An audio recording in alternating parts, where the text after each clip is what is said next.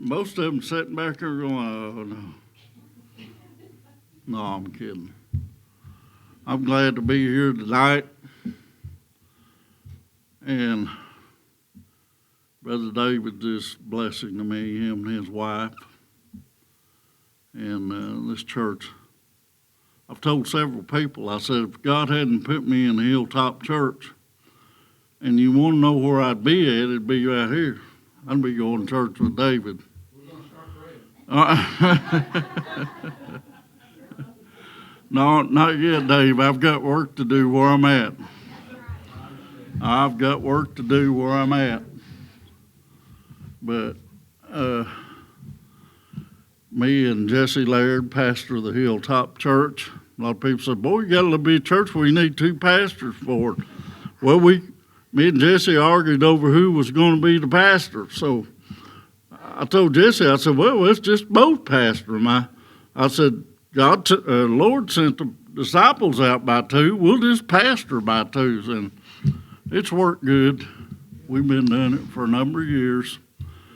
And God has blessed us, blessed our little church. We don't have many, but we've got some good people. But I used to pray. Dave, I'd say, boy, I need to grow. Lord, we need to grow and grow. And the Lord said, don't quit counting them and start feeding them. So you don't count, you just feed. And that's what we're supposed to do as pastors. Now, last time I was here, David Mashburn accused me of him failing a history class.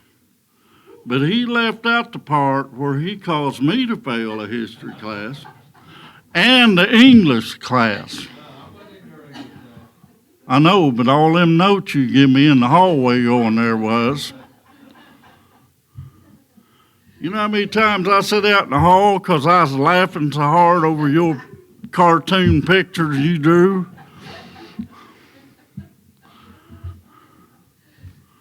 So I only got a 200-word vocabulary, and it's his fault because I didn't do any good in English. But I'm glad to be here. Like I said, we go back. He's family. He's family to me. And I knew his mom and never met his dad. But his mother and family, he's got a younger brother that played bass guitar in our group for a number of years, and named Mark. And Mark's an excellent musician. I don't think Mark's a whole lot older than Eddie, is he? I don't know what this means. But I like to aggravate Eddie. He's a good musician, and I wished I could play with him for a while. I'd try and lean him toward country gospel. I'd convert him a little bit. If I could, he might convert me. If you got your Bibles with you tonight, turn with me over to the 2nd chapter of Colossians.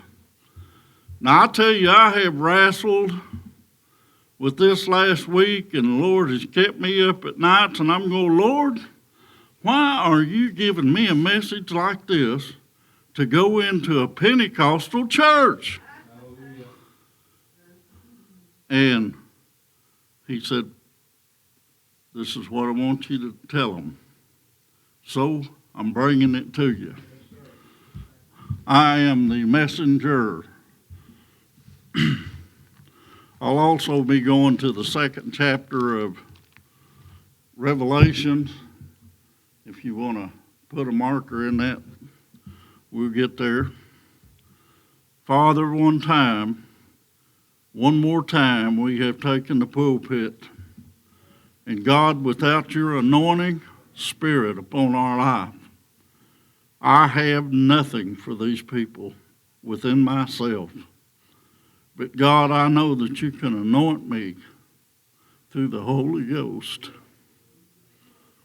preach your word and to try my best to portray to them what you have given me for them tonight. Lord, help me as we go through this. Beginning with the 4th verse in the 2nd chapter of Colossians. And this I say, lest any man should beguile you with enticing words.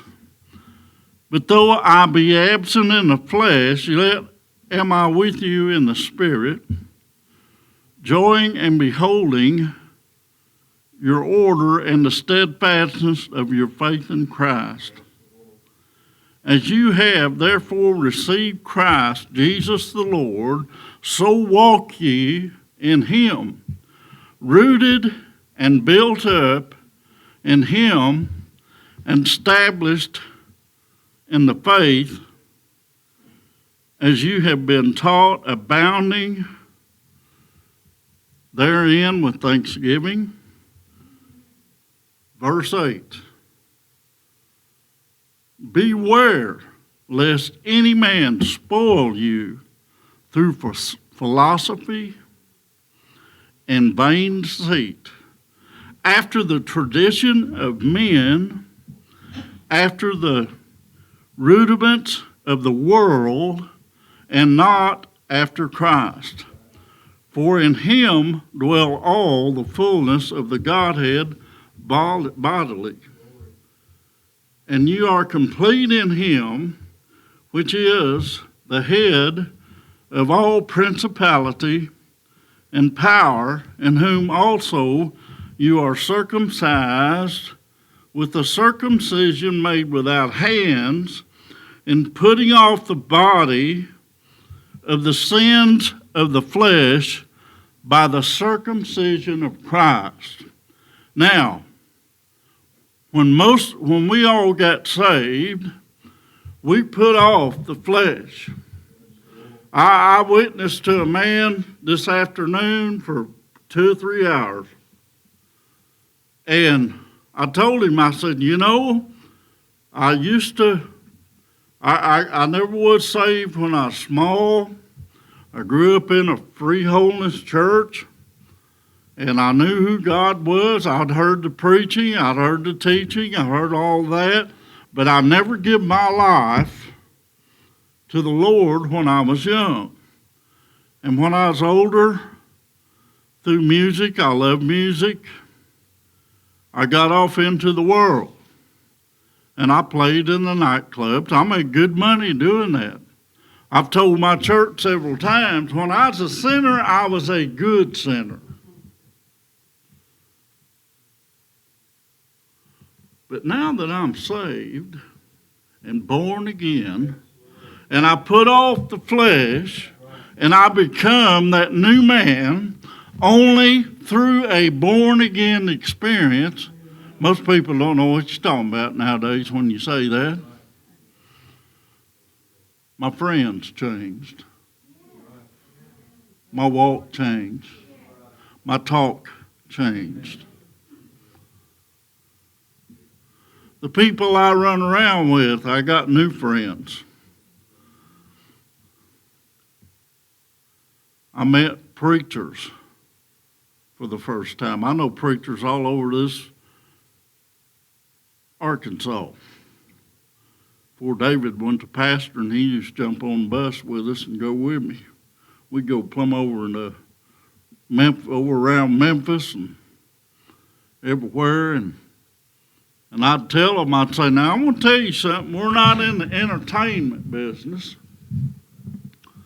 Now, we had a good group, good sound, good singers and all that, but everywhere I went, when I booked these places, I'd tell the pastors, I said, we're coming to have church with you. We're not coming to entertain you. And we're going to preach, and we're going to give an altar call. Now, if that's not all right, we won't be there. And that's what we did. And like I said, David, I don't know how many You went with us a time or two or whatever it was. That's been a lot of years back, but we had a good time. We had church. People don't have church no more. And everybody's up talking about how it used to be. I remember when we had our MICA camp meetings. David, you was there too at some of those. And how God moved amongst the people. But what's happened in the Pentecostal churches? I'm not here preaching on the Baptist church or the Methodist church or the Nazarenes or the Catholic or nothing. This message was given to me for the Pentecostal belief, not denomination, by the way. I stress that a lot in my church. This is a belief, not a denomination. And we've gotten away from that in our churches. We have let the world come into our churches, and people don't understand what a born-again experience even is. Well, I went up and I shook the preacher's hand, or I've been going there for 6 months, so I'm saved. But they go outside, out back into the world, and you couldn't tell them from the world. There has got to be a change in a person's life, and the only way you can receive that change is through a born-again experience. Step one. Now we're going to move to the Pentecostals. Step two. The baptism in the Holy Ghost. Oh, well, I don't want to be a part of them nuts, them tongue-talking peoples,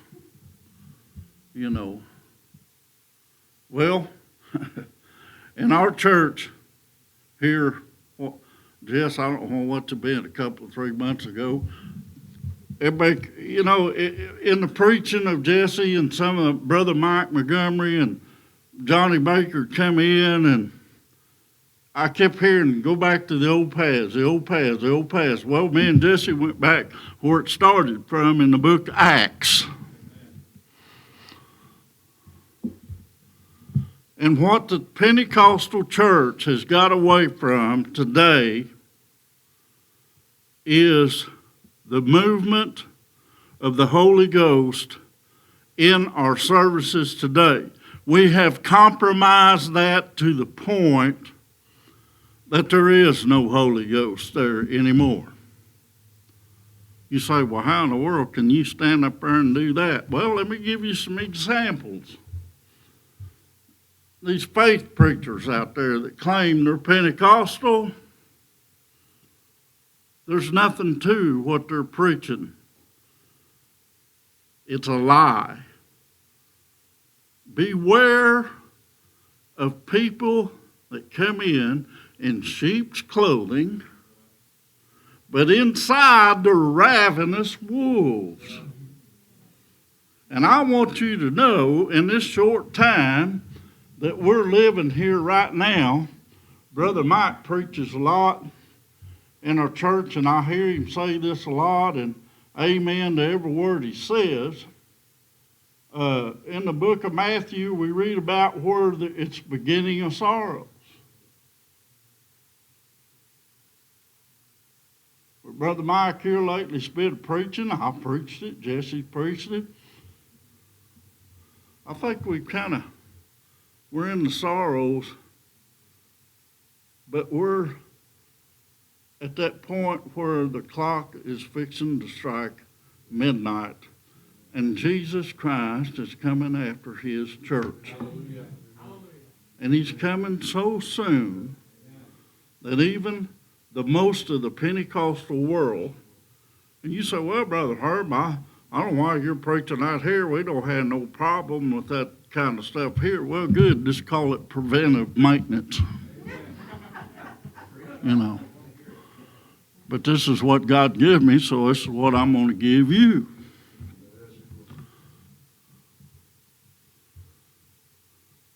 We're in a faith movement. Fad. Well, that's fizzled out. I heard the biggest, I'm not even going to name him by name. Ought to, but I ain't going to. And I heard him with my own big ears on TV say that Christ became a sinner on the cross and went to hell a sinner so you and I wouldn't have to go.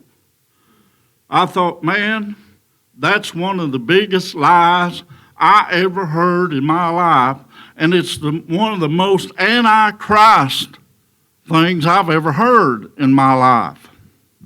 I want you to know we had a Savior that come down and give his life's blood for you and I that never, ever knew any sin at any time, any place.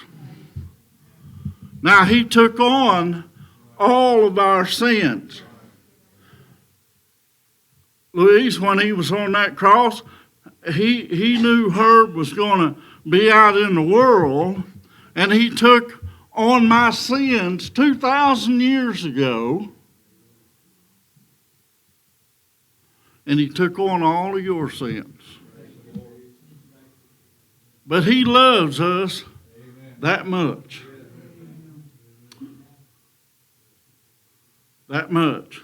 We've got a person, an older gentleman, started coming back to our church, and he'd been backslid for years, and I was witnessing to him, and I told him, I said, brother, I said, if you were the only man ever born, Christ would have come down and done everything he did just for you. He would do it just for you, and he would do it just for me. Every one of us. But we have polluted and frustrated the moving of the Holy Ghost in our churches through the faith movement, the prosperity preaching movement, now it's secular humanism. Everybody's writing books on, it's all in yourself. You are to love yourself. Boy, it's getting quiet in here. I'll preach to this floor if I have to, but I'm preaching it. Listen to me. I'm preaching you the truth.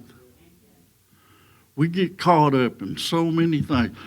They come along here a while back, y'all know what I'm talking about, where they just start laughing, in this laughing trend, you know.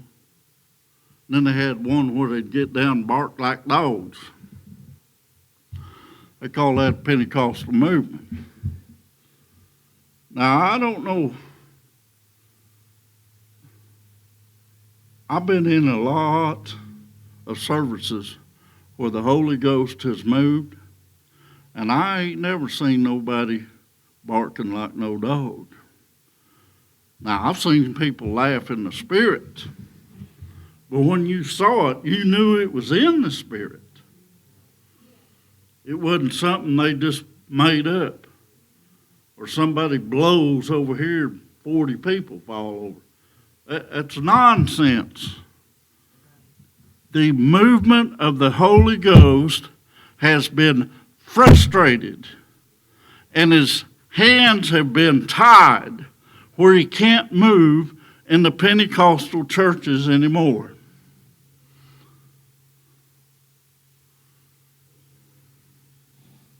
I'm talking about the Pentecostal movement as a whole. I'm not picking on this church here. And like I said, if that ain't happening here, great. Preventive maintenance. Beware of who comes in here.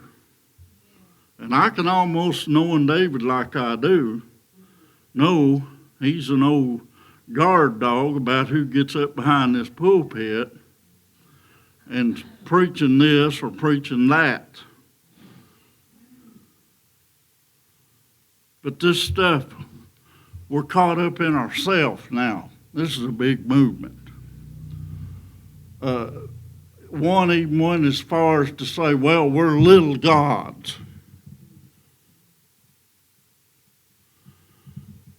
If I could have saved myself, if I could accomplish anything myself, I wouldn't have needed a Savior.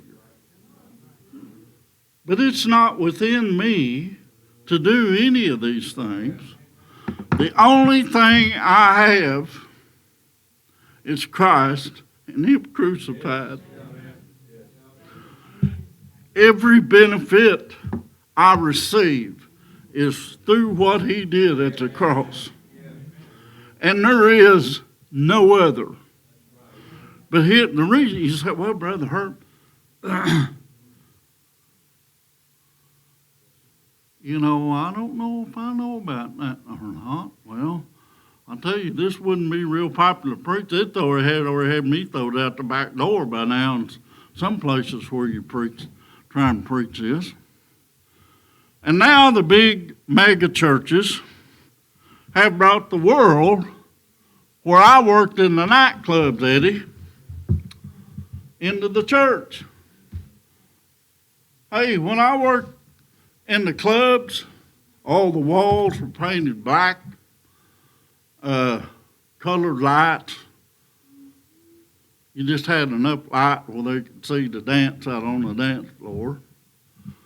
They brought all that into the church now. We got smoke bombs going off, laser light shows, people up choreographed dancers and flag wavers, and I don't know what all going on. Frustrating, the moving of the Holy Ghost. You see, they're coming up with cheap imitations. Somewhere along the line, the moving of the Holy Ghost and the 9 spiritual gifts mentioned in the 1 Corinthians 12th chapter is not good enough anymore. So we've got to go in here and we got to invent something. And they're coming up with this entertainment that emotionally charges them. But in the spirit, they're graveyard dead. They've never even experienced the moving of the Holy Ghost. And these preachers will get up there with them laser lights and they'll get somebody on the organ and they'll say something that sounds pretty good, wham on that organ to drive it home. Then the lights will go off. Come on, I'm preaching you the truth. Beware. Beware of what comes in to your church. And I want to show you in the Bible where I feel like a lot of the Pentecostal, not all of them now, but a lot of the Pentecostal churches are right now. Take your Bible and go to I said the 2nd chapter, but it's the 3rd chapter of Revelation.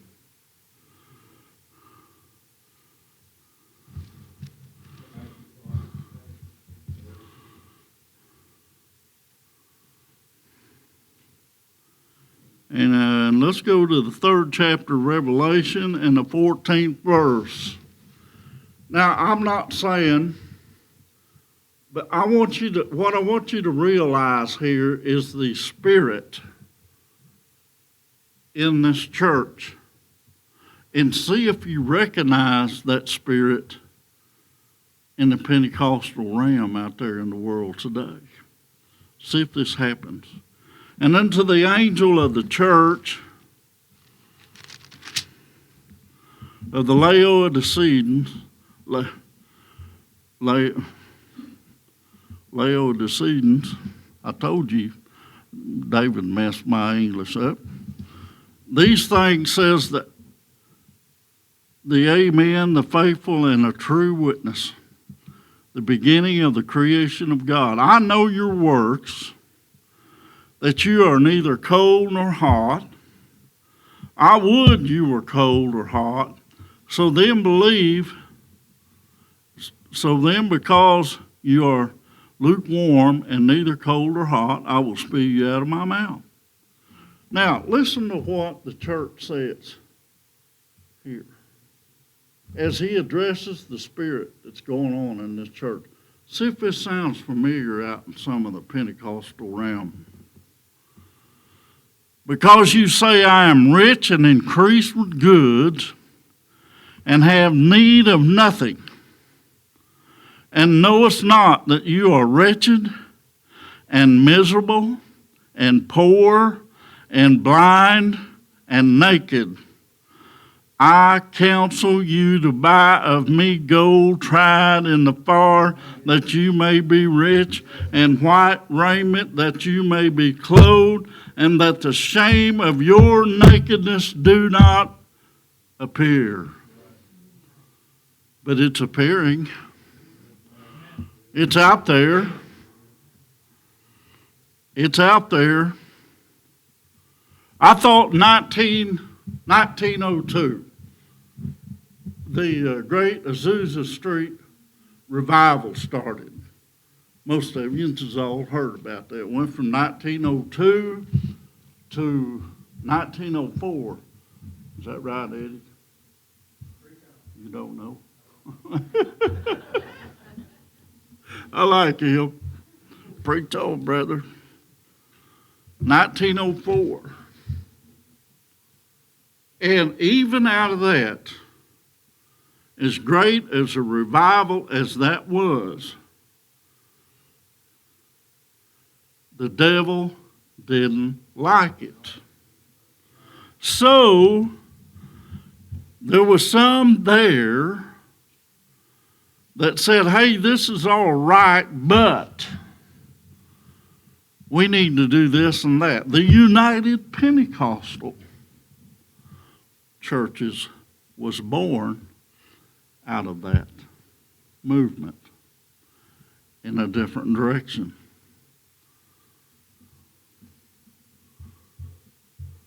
The devil's always got somebody somewhere when something good happens, standing right there to tear it all back down.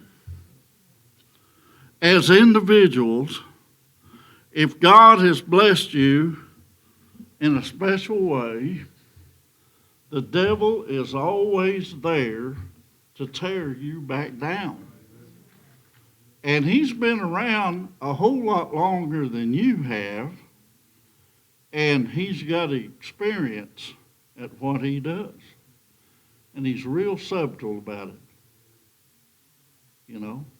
That's why when it comes in, it didn't say a ravenous wolf is going to come in. I mean, we know what a ravenous wolf looks like. But they're in a sheep's clothes, looking like sheep. They sound like sheep. And they went off here and they've come up. Boy, I listened to them. Good orators. They sound good. But when you listen to them, there's no spirit there. I hear a lot of people. Now, I don't have this on my phone, thank good Lord. This social media out there. I'm telling you, I talk to people, and I never heard of such garbage in my life going on the social media. Now, I'm not saying it's all bad. There's some good preachers in there. There's some good preaching, there's some good teaching, there's some good things going on. But I tell you what, it's like looking for one good apple in a whole barrel full of rotten ones. So you better watch out as to what you're letting in the door and into your life, because that devil is subtle. He'll sneak his way in there. And trust me, he knows all your weaknesses. He's been around a while.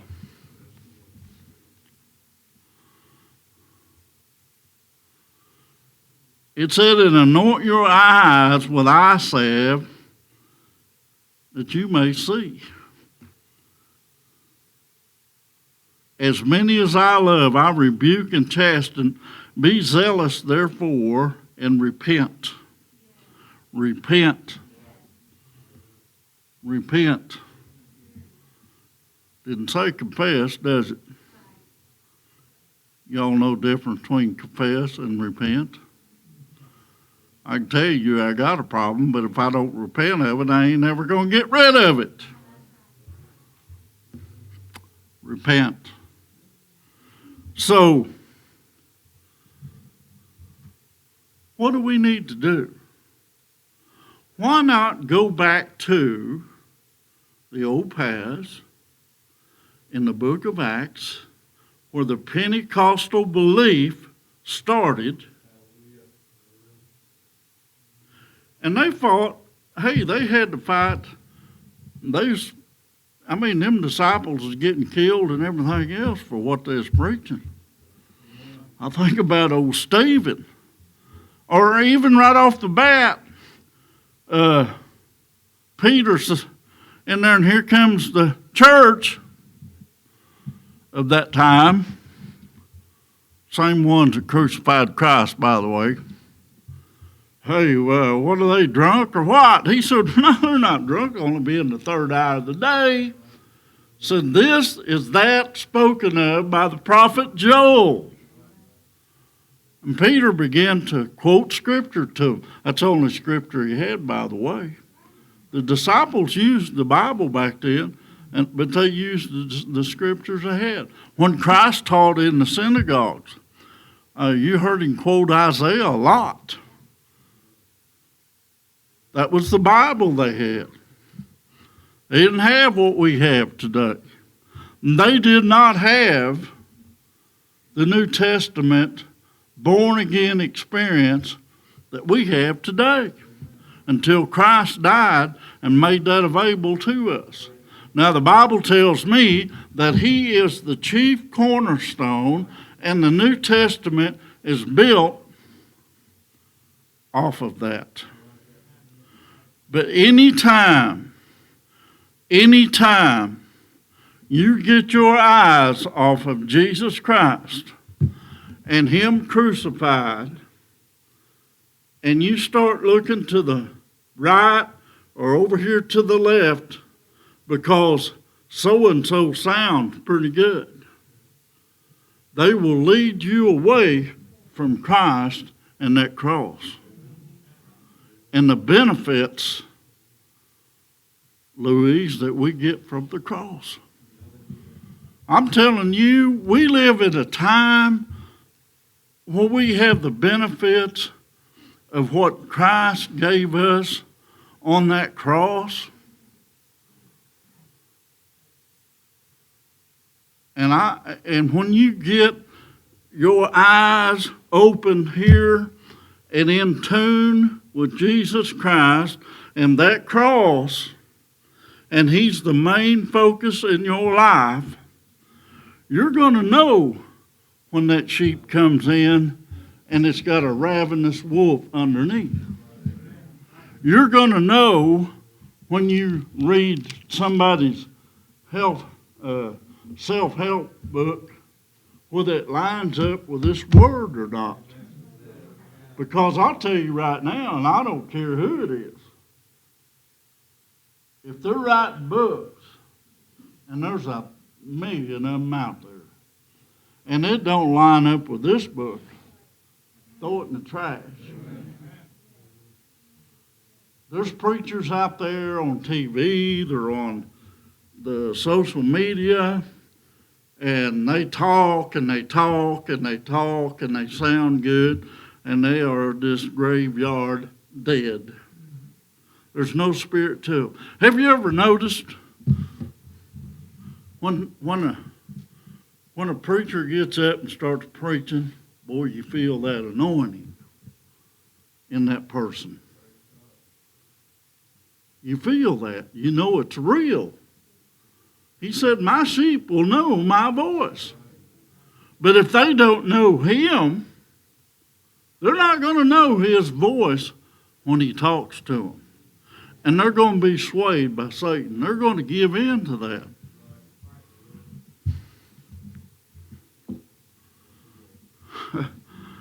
I couldn't help but think about Louise come to revival. I said, now you ain't getting out here without you getting up there and singing. So Eddie got up on our old piano, and it ain't loud enough. We need one like you. We just take that back with us? All right, preach on. And you can come along with it. Mama said, oh, no, you ain't. And she got up and sung more, and the Spirit came down. And I could see her looking over at me. And here she come. We have a cordless mic like this. And she's handing it to me. And I said, oh, no, you started it. Now you finish it. And she did. She did. That was real. That was God moving. I believe when we come to church, I've said this to our church, somebody somewhere holds the key to that service. And if they're in tune with the Spirit of God, it might be through a test. Do y'all have testimony services? Yep, okay. How many times have I seen somebody get up and testify and that whole church erupt? Or somebody get up and sing a song and that whole church erupt? Somebody holds the key to that service.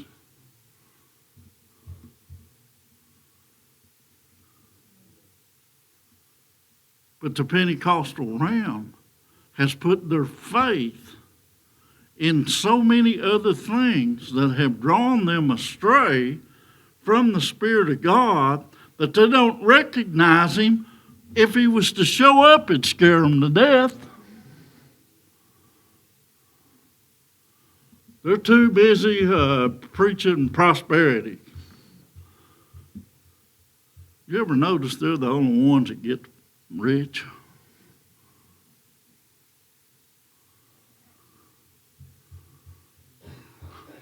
They're the only one. And if you're not smart enough to hold on to your money and want to give it to them, Lord help you, I'm going to be praying for you. You need some common sense. I'm just an old country boy. I raised up as a country boy.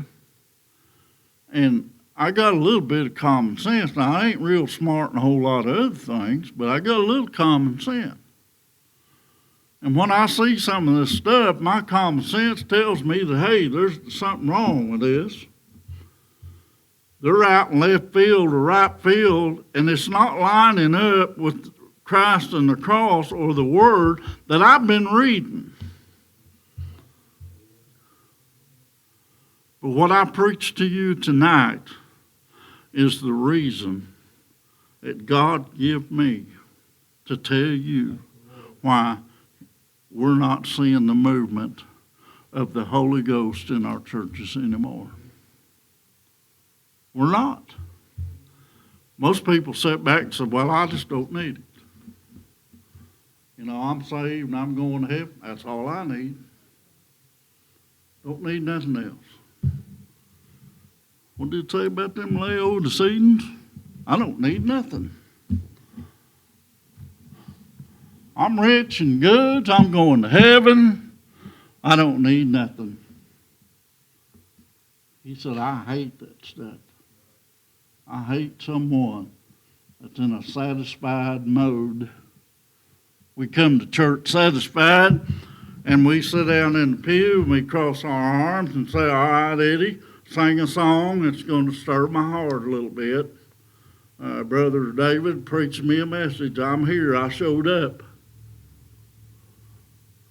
Well, did you do any praying before you come to church? Are you up there amening that preacher? Cheering Eddie on? I never could get him to play the high end of that piano. I was wanting him to turn loose down there and just... I don't play piano. You can tell by that right there, can't you?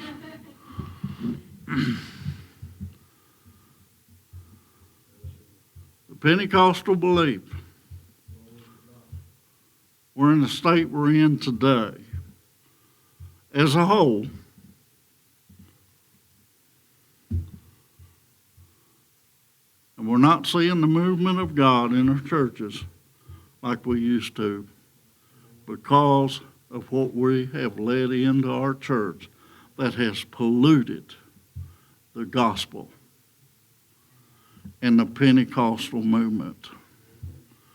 Now, you say what you want to, but the Pentecostal movement is how this thing got started. I mean, now you can read through that book and turn it and try and twist it any way you want to, but the Pentecostal belief and movement is the way this whole thing got started. That's a fact.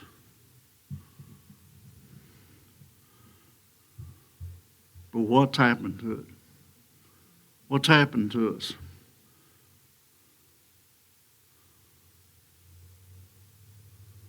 Y'all stand with me. I'm going to ask you tonight, I'm going to do what God I feel wants me to do before I got here. I want every head bowed and no one looking around. No one.